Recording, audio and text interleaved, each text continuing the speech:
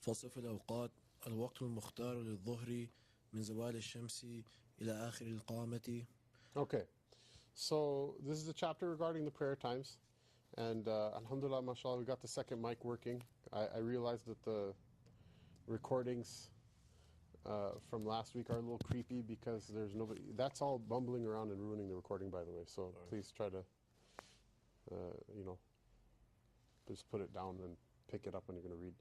But I realized that recordings are creepy because it looks like I'm talking to somebody, but none of you guys are in the shot. And so it's like, remember, I don't know if you guys remember or not, but there's this one like guy, he looks like he's like 13 years old, and he's calling everyone, this person bid'ah, this person is deviant, this person's this, that, and the other thing, and he's like talking as if there's a big room, but you never see anyone.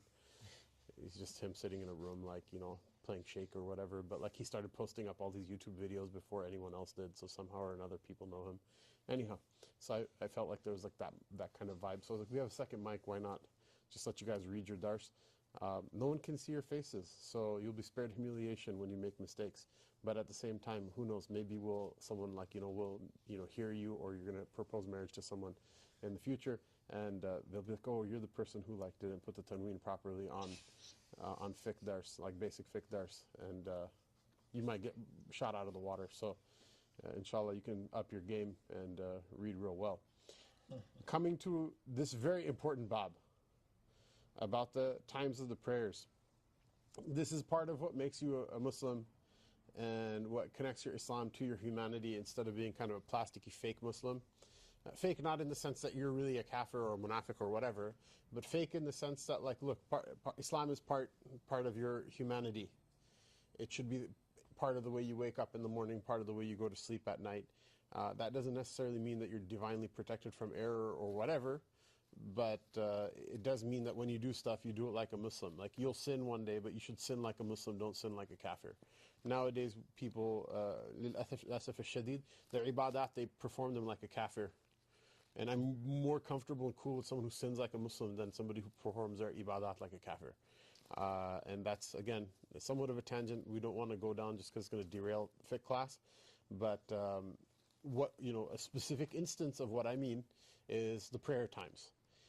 Obviously, Allah subhanahu wa ta'ala made these ayat kawniyah, right? أَوَّلُ مَا يَجِبُ عَلَى الْمُكَلَّفِ تَصْحِيحُ إِيمَانِهِ. Remember, it's the first line of this book, right? Yeah. That the first thing that Allah ta'ala made incumbent on the morally responsible person is to correct their iman. There's a whole other track that goes down. That line is a line. There's an entire other trajectory other than this, other than what we're talking about in this dars and in this book. And then he goes on and says, that a person has to learn enough ilm to rectify their fard ayn. That's the track on which this book goes after that moment. And there's other stuff as well, but that's mainly what this book is about. But if you go down the track of the books of aqidah, of kalam, even the basic ones, there's a little bit of ilm al-kalam that's also fard ayn for people to learn, albeit not in the sense, I guess, classically people talk about it. But you have to, the first wajib is what? Is that when a person is able to ponder over things, they have to ponder, like, why am I here? What am I doing with this life? And they have to look at the ayat kawniyah, which are what? The signs of the Lord in the creation. And there's ayat of the Quran, right? But here we don't specifically mean that. What do we mean? We mean the signs of Allah Ta'ala in the creation. Look at the sun, look at the moon, look at the stars, look at the mountains, look at the trees, the things that are around us, and come to the very rational conclusion that someone or something has to have caused these things to exist, because nothing exists without a cause in the world of causes and effects. And so, part of a person, because you go through that process, not like one time, you go through that process and you're done. Some people might be like that, mashallah, but most people, they need reminder. ذَكِّرْ فَإِنَّ الذِّكْرَى تَنْفَعُ الْمُؤْمِنِينَ. Remind, because the remembrance, it benefits the believers. So you reconnect with those things to kind of teach you what's important again. When you get caught up in life, when you're thinking really deeply about a particular model of a particular year of a Toyota car, and what the best way of getting the oil changed or the brakes fixed or whatever on it, and your mind is completely like in there, you forget a lot of things while you're pigeonholed into that. And life is like that. Life has all sorts of things that will make you forget about things that you need to remember, even as a Muslim. If you're married, mashallah, your wife is, mashallah, like the Costco pack of those things that will make you forget about whatever. She has that like on speed dial, and it just goes from there. So many things a person can get lost in. A person can get lost, like ajib, like, okay, fine, you're like, your spouse or your children or money or dunya or this or that or the other thing, right? Even the salat, you can get distracted in it. Someone might read their salat so much in such a way that like they're just like, whoever doesn't say Ameen out loud or whoever says Ameen out loud is like, this is the whole thing that like they think about their entire salat, that they can't even pray with other people anymore because they're lost in it. You can get lost in fiqh, you can get lost in all of these things. All of them are tools that are there that you use in your journey toward Allah Ta'ala, that you ponder about and make certain decisions about in the beginning of your path as an actual Muslim. Not as a cultural Muslim, but as an actual Muslim. Muslim culture and being cultural Muslims, okay, as long as you're also actual Muslim with it as well. People, that's not Islam, that's culture. Okay, that's fine. The culture is okay too. Nothing wrong with culture. If the culture is like to eat pork or whatever, then that's a problem. But if it's jaiz things, nothing wrong with that either. People, you no need to put that down either. Someone says that like you're enforcing your culture on. Look, some culture has to take form, right? Someone's like, well, I didn't become Muslim because I wanted to become a Pakistani or an Indian or an Arab, right? That's fine. You can make your hillbilly Islam with the holler where they call the prayer times 5 times. Nothing wrong with that, right? Eventually it's going to have to happen, right? Hopefully sooner than later. If it doesn't happen, if you have Iman, you'll still be saved, but some point or another you have to like live anyway. But the coming back is that you have to, from all of those things, pull yourself back from time to time and connect back up the tree with Allah Ta'ala. And the ayat Kawniyya are much closer to, in terms of the sequential thought processes that lead a person to their remembrance of why they're in their Islam in the first place, than a lot of the little things. And this is one of the reasons why the mushrikeen of Quraysh used to swear oaths by their forefathers. When they would swear by an oath by their forefathers, whereas Allah Ta'ala came and, وَالشَّمْسِ وَضُحَاهَا وَاللَّيْلِ إِذَا يَغْشَى. He swore by all these great things that like eclipse like one person who lived and died is gone now. And that was part of the inimitable style of the rhetorical style of the Quran. So it's good. It's good to like go back to those things. Then the only thing you can think of behind them because of their greatness is what? Is the Allah who created all of them from nothing.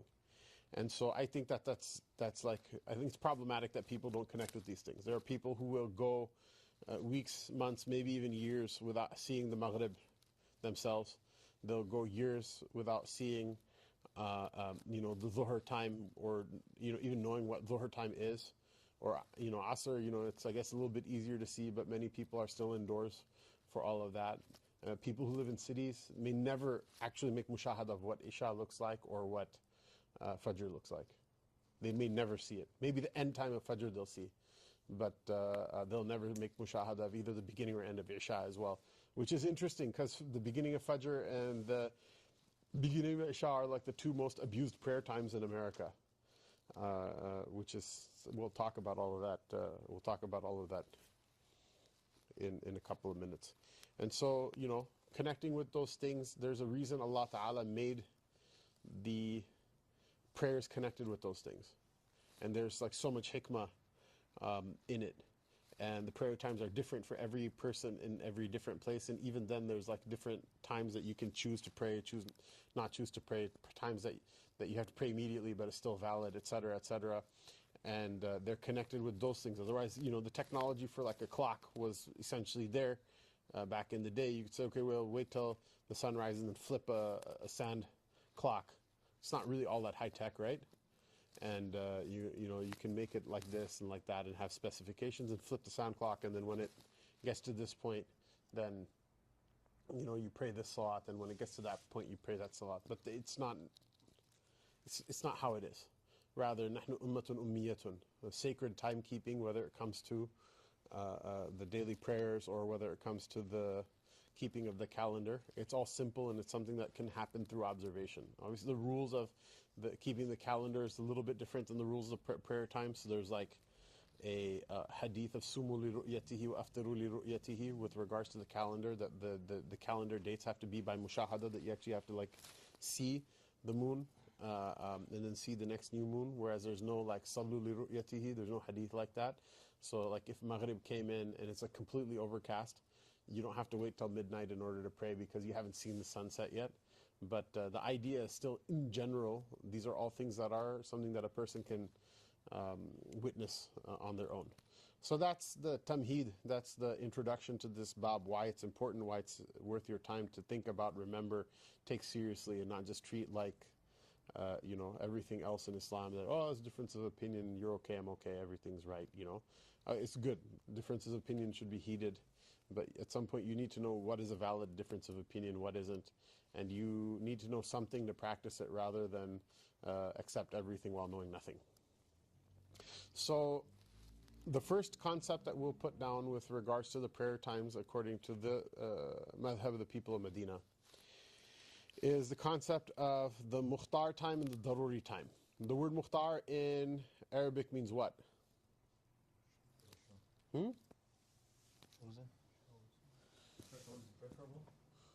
Chosen, preferable. Well, let's look at it from sarf. Is it the fa'il or the maf'ul? You sure about that? It could be both. Exactly. Thank you. Mukhtar is both the fa'il and the maf'ul. And so here, because the mukhtar is the sifa of the word waqt, it's probably the meaning is what we associate with the maf'ul of the mujarrad at any rate, the chosen. But at any rate, the mukhtar time for the prayer is a time that you can choose when to pray within it. So a prayer has a mukhtar time, which is a time that you can choose when you want to pray within it.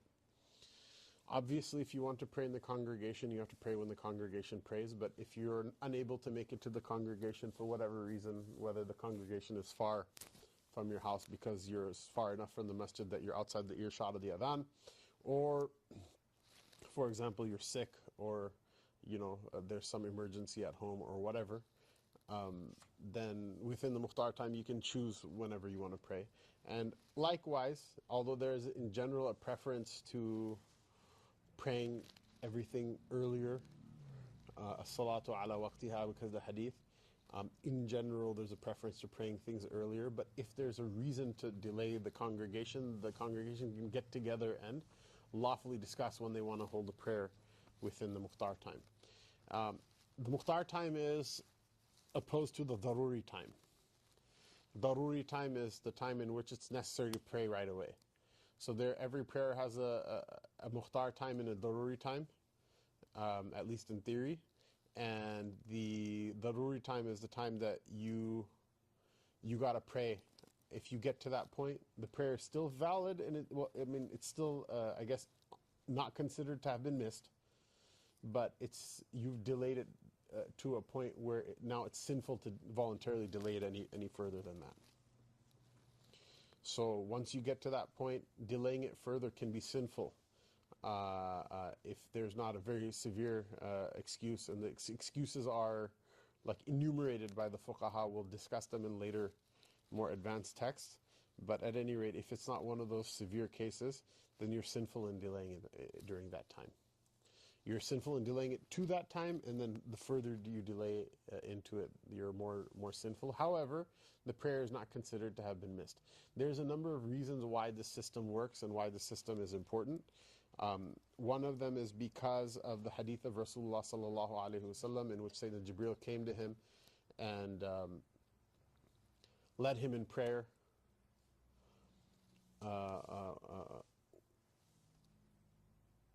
Once at the beginning of the prayer time, and then a second time at the end of the prayer time.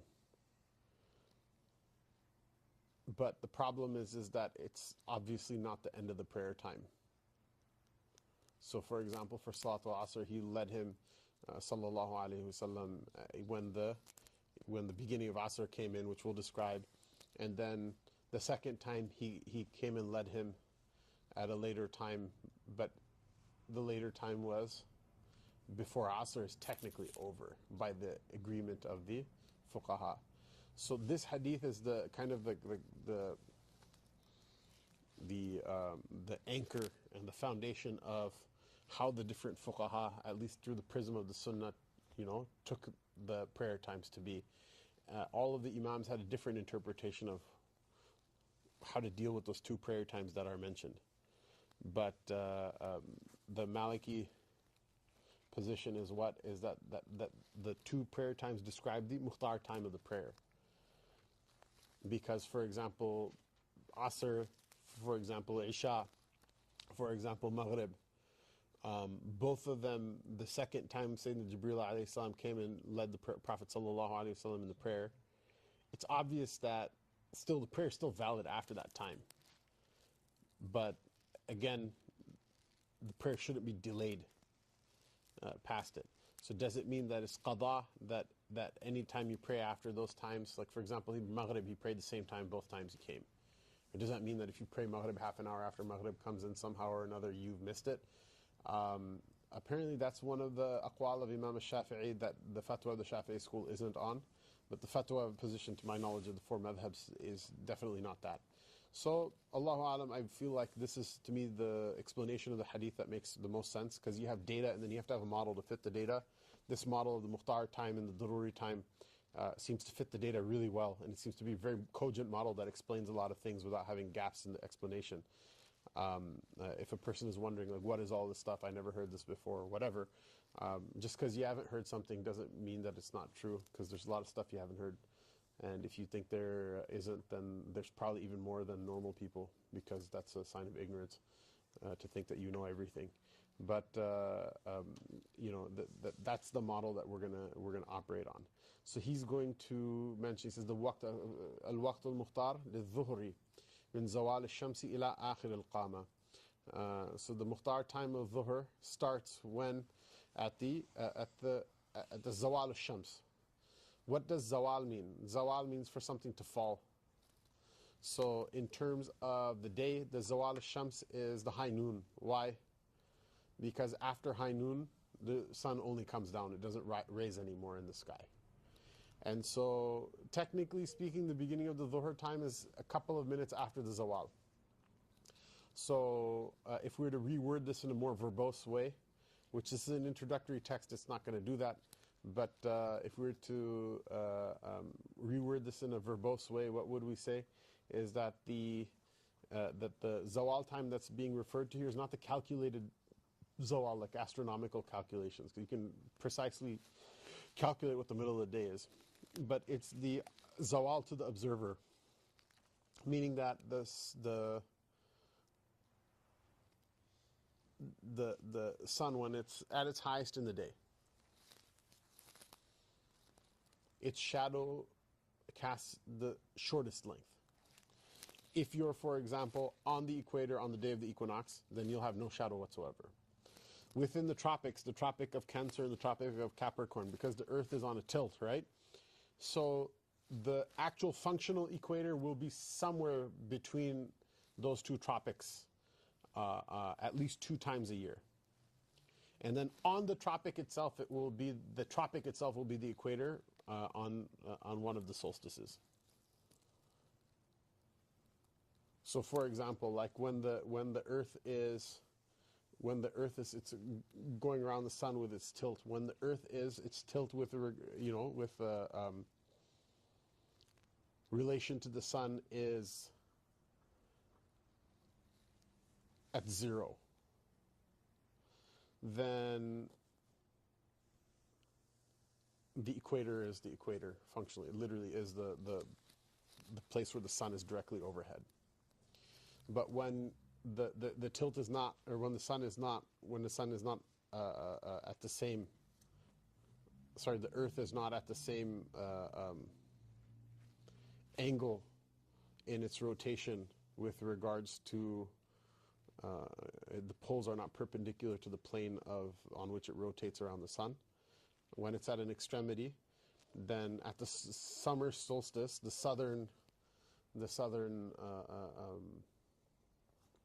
summer solstice, in the north, the northern tropic will be the equator, and then at the southern summer solstice, then the southern tropic will be the equator, meaning at noon, the sun will be directly overhead. So how large, on the day that happens, how long will the shadow of an object be? It will be 0. Everything in between the two tropics will have some day on which the sun is directly overhead at the time of noon, twice in a year. And then those two are the extremities, they'll only have it once in the year. Now, interestingly enough, as an aside, there's the question of what is the Qibla from North America, which I feel like is a pretty settled question, unless you're a flat earther or whatever, in which case there's no sarf and no adl that I can give you that will convince you anything otherwise, so we may as well just say salam. But, for those people who are still into, I don't know, thinking about stuff, one of the proofs for the Qibla being northeast from here, aside from it being very empirically verifiable as the quickest route to Hijaz and to the Arabian Peninsula for people who fly there, is that there is, on the days when the Makkah Mukarramah is actually crosses and is like on the equatorial line with regards to the Earth's tilt, that when you look at that moment that the shadow is 0 of an object and the sun is directly overhead, then wherever else you are in the world, the direction that the sun is in then is also the direction of the Qibla. Why? Because it forms a line. The shadow, the object, and the sun, they're in a line because the sun is verifiably directly overhead. You don't need like fancy instruments to verify that it's directly overhead.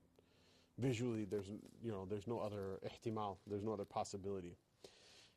Because America is, almost all of it is not in the same hemisphere as Makkah Mukarramah, you can't observe it from everywhere. But luckily there is some part, like in Canada, the distant part of Canada, like Newfoundland, which is like weird, like the far east part of the North American continent, far northeast part.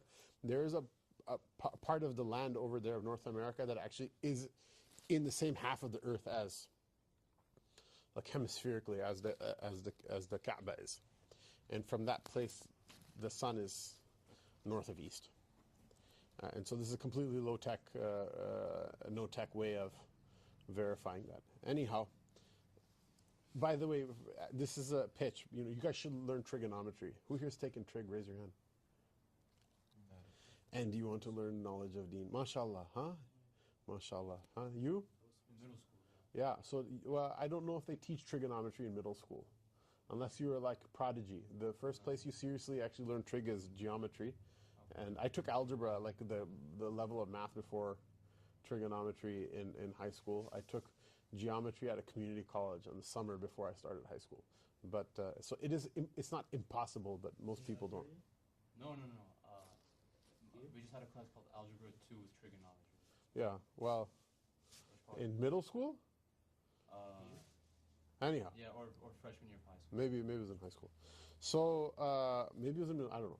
So, but the point is trigonometry is important because all of this stuff was, there are certain things that were known to the Greeks from before, like they're like, oh, look at this, and the ratio of this and that. But they didn't really understand how to apply it in the real world. Whereas the Muslim cartographers, fuqaha, etc., in particular with this desire to solve the problem of which direction is the Qibla and then how to ascertain prayer times and things like that, they put a lot of work into it. And so it behooves you as a student of knowledge that obviously you don't need to know these things to be a Muslim. And you don't need to base your deen on them. But as a person of tahqiq, you should know these things. You should understand, if someone tells you what direction should the Qibla be in a place, you should be able to answer them with confidence and with precision, beyond what a normal person is able to, unless you want to just eat the bread of the madrasa of sadaqah and zakat for free, and then afterwards say, well, Allah knows best. Allah does know best, but that's not why you studied, right? Because you knew that from before. In fact, you should know the answer, and you should know that Allah knows best even more because of your studying, because of your ilm. So the zawal of the shams is not necessarily when the shadow is zero. In fact, there are very few places, there's very small likelihood that the shadow will be zero at high noon at any given place on the landmass of the earth, if you randomly pick a landmass. But what the common thread is between all places for the observation of the zawal of the sun is that the shadow is at its perceivable minimum. Even if it's noon in a place in the middle of winter that's so far north. Like over here in the middle of winter, the shadow cast by an object is actually really long. It's actually quite long. And but the common thread between how you calculate the time for Zuhr based on the sun and the shadows here versus Makkah Mukarramah, where it's like probably still pretty hot during the winter, where it's freezing cold over here, you might die outside, whereas over there you still might die from the heat. The common thread between these two very different places is what? Is that whatever that shadow is at that time, it's going to be the minimum, the least it's going to be in the day. So you can do that. You put a stick up somewhere outside, and you can like mark, okay, what, like this, the shadow, I saw that it got this low, this low. You don't have to be watching it the whole day. Just like, just keep marking like what the minimum you see that shadow is on that day of the year. And when it comes to the minimum, then that's right before, that's the zawal, but the time of zuhr is right after the zawal, meaning once you can perceivably see that the shadow, because the shadow will get to its minimum, then it'll start lengthening again, right? So once you perceive that it's actually like perceivably longer than it was at its bare minimum, that's the time zuhr starts. So my first warning with regards to zuhr is what? Is that oftentimes the prayer time apps will calculate the high noon.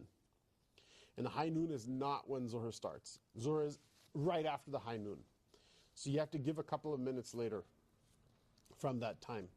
So, that's the first, I guess, thing that we miss. It's really funny because people will then joust me when I say this type of stuff. They'll be like, well, the prayer app says this. I'm like, which sheikh do you think designed the prayer app? Well, they must know something, because otherwise why would they do it? And it's like, no, that's not true. Like one of the most downloaded prayer apps for a very long time was like looking at some Mossad app to like get information out of people's phones. And, I don't know. Maybe they did their homework and they did the fiqh correctly, but I wouldn't trust them. Maybe that's me. I'm just anti-Semitic that way or whatever. So, I don't know. So yeah, the muhtar time of zuhr starts right after the zawal. Ila akhir al-qama. And it's to the last of the qama. What is the qama? Qama means what in Arabic? Huh? To stand. Hayth. Fulan is tawil al-qama. He's tall, right? So now we're going to talk about another concept, which is the shadow of an object in relationship to the length of the object. So the qama is what? Is, in theory, on the day that the sun is directly overhead and an object has zero shadow at high noon. The qama is what? Is when the length of the shadow of a meter high stick is equal to the length of the stick, so it's also a meter long. Now, this requires a little bit of understanding. You have to follow it with me. If you don't understand this one thing, go ahead and whatever from the publicly available recording, go ahead and go back and listen to this on loop like 20 times until you understand it, because without it, none of the rest of it is going to make sense. But for some reason, some people don't understand it the first time. which is that, for example, imagine an object. We have this object right here, right? Oh my goodness, it's all tangled in wires. So you have an object right here, right? The qama should be when the length of the object and the length of the shadow are equal. It's only true when the sun is directly overhead at the time of high noon.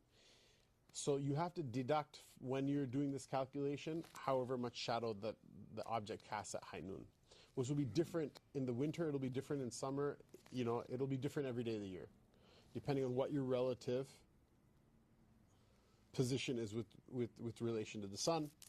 And so sometimes, like over here in the winter, because we're so far north, the shadow cast by the object might actually be longer than the object itself at the time of high noon. Doesn't matter. Whether it's 6 inches or whether it's 6 feet, makes no difference whatsoever. When you're making a calculation with regards to the mithal and the mithalane, right, the qama, the shadow equaling the height of the object, or double the height of the object, whenever you talk about any of this, you have to deduct the length of the shadow on that day at high noon from that calculation. Do you understand? Okay. You mean deduct, so like, wouldn't the... Deduct meaning if there is an object a meter high, at high noon it casts a shadow of like half a meter, okay? So then how long will the shadow have to be till we get to the qama? The full length plus Plus what? the length at the At high noon. high noon. So I'll call that for my purposes the residual shadow. There's a residual shadow, it doesn't go away. At high noon, even that shadow is still there, it won't go away, right? So when we do the calculation of the qama, we say that the qama is when the length of the shadow of an object is equal to the length of the object plus the residual shadow. Now, if you're on the equator or in the tropics, 2 days a year, that residual shadow will be what? 0. But most days of the year, it will be something. Every place in the world, it will have a minimum, it will have a maximum. Your duty as a Muslim that lives in those places is to be like, hey, I wonder what that is, and to figure it out, right? You can measure it in inches or in centimeters if you have an object that always you carry with you and it's uniformly like the same length of whatever, right? But meters and inches don't mean anything because the residual shadow of me is going to be different than the residual shadow of you. Why? Because we're different heights, right? So it's a proportion. So you should probably make it your business to know what the proportion is.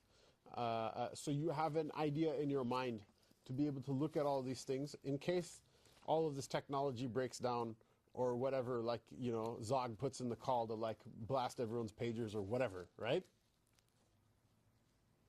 That Islam shouldn't fall apart just because, like, you know, we're all just like millennials that are eating avocado toast and we don't know how to figure out the prayer times anymore. Do you agree?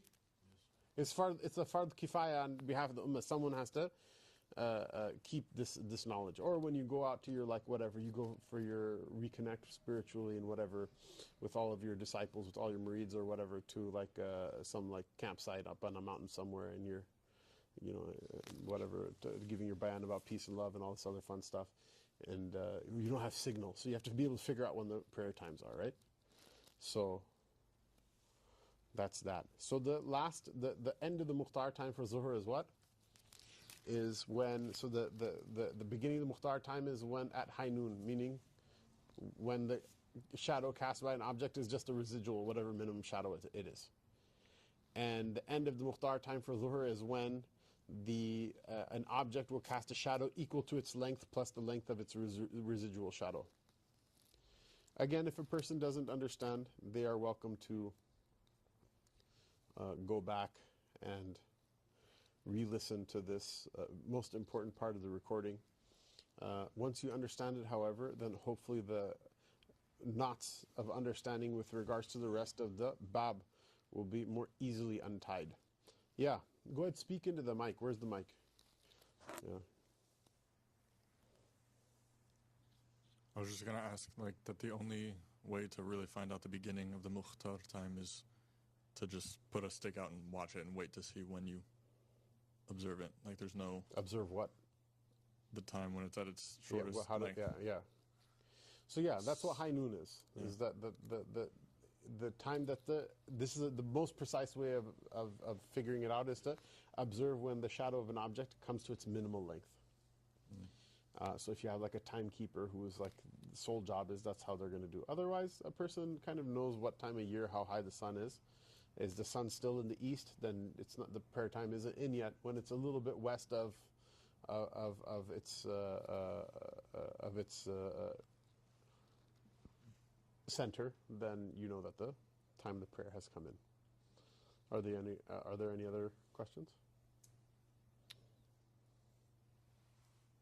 I think I just need to study more